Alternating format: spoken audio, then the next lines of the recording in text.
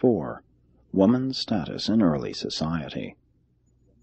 Generally speaking, during any age, woman's status is a fair criterion of the evolutionary progress of marriage as a social institution, while the progress of marriage itself is a reasonably accurate gauge registering the advances of human civilization.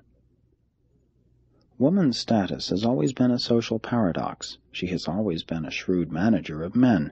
She has always capitalized man's stronger sex urge for her own interests and to her own advancement. By trading subtly upon her sex charms, she has often been able to exercise dominant power over man, even when held by him in abject slavery.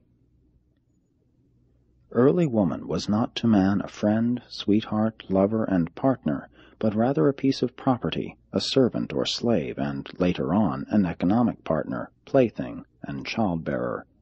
Nonetheless, proper and satisfactory sex relations have always involved the element of choice and cooperation by woman, and this has always given intelligent women considerable influence over their immediate and personal standing, regardless of their social position as a sex.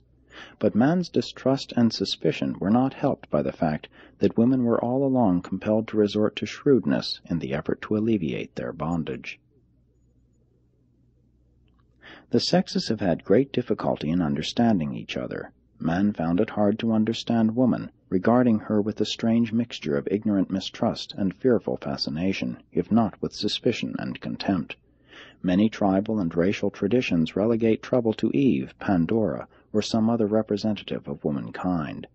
These narratives were always distorted so as to make it appear that the woman brought evil upon man, and all this indicates the one-time universal distrust of woman.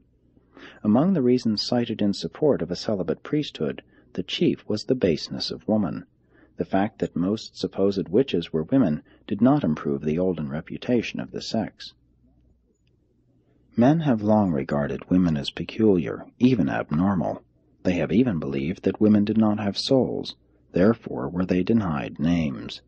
During early times there existed great fear of the first sex relation with a woman, hence it became the custom for a priest to have initial intercourse with a virgin. Even a woman's shadow was thought to be dangerous.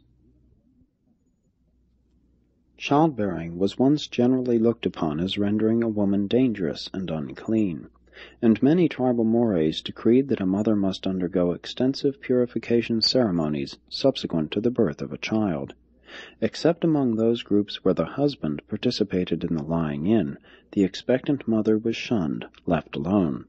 The ancients even avoided having a child born in the house. Finally, the old women were permitted to attend the mother during labor, and this practice gave origin to the profession of midwifery. During labor, scores of foolish things were said and done in an effort to facilitate delivery. It was the custom to sprinkle the newborn with holy water to prevent ghost interference. Among the unmixed tribes, childbirth was comparatively easy, occupying only 2 or 3 hours. It is seldom so easy among the mixed races. If a woman died in childbirth, especially during the delivery of twins, she was believed to have been guilty of spirit adultery. Later on, the higher tribes looked upon death in childbirth as the will of heaven. Such mothers were regarded as having perished in a noble cause. The so-called modesty of women respecting their clothing and the exposure of the person grew out of the deadly fear of being observed at the time of a menstrual period. To be thus detected was a grievous sin, the violation of a taboo. Under the mores of olden times, every woman, from adolescence to the end of the childbearing period, was subjected to complete family and social quarantine 1 full week each month. Everything she might touch, sit upon, or lie upon was defiled. It was for long the custom to brutally beat a girl after each monthly period in an effort to drive the evil spirit out of her body. But when a woman passed beyond the childbearing age, she was usually treated more considerately, being accorded more rights and privileges. In view of all this, it was not strange that women were looked down upon.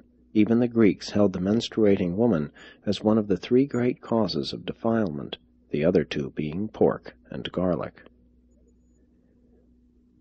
However foolish these olden notions were, they did some good, since they gave overworked females, at least when young, 1 week each month for welcome rest and profitable meditation. Thus could they sharpen their wits for dealing with their male associates the rest of the time. This quarantine of women also protected men from over-sex indulgence, thereby indirectly contributing to the restriction of population and to the enhancement of self-control. A great advance was made when a man was denied the right to kill his wife at will. Likewise, it was a forward step when a woman could own the wedding gifts. Later she gained the legal right to own, control, and even dispose of property, but she was long deprived of the right to hold office in either church or state.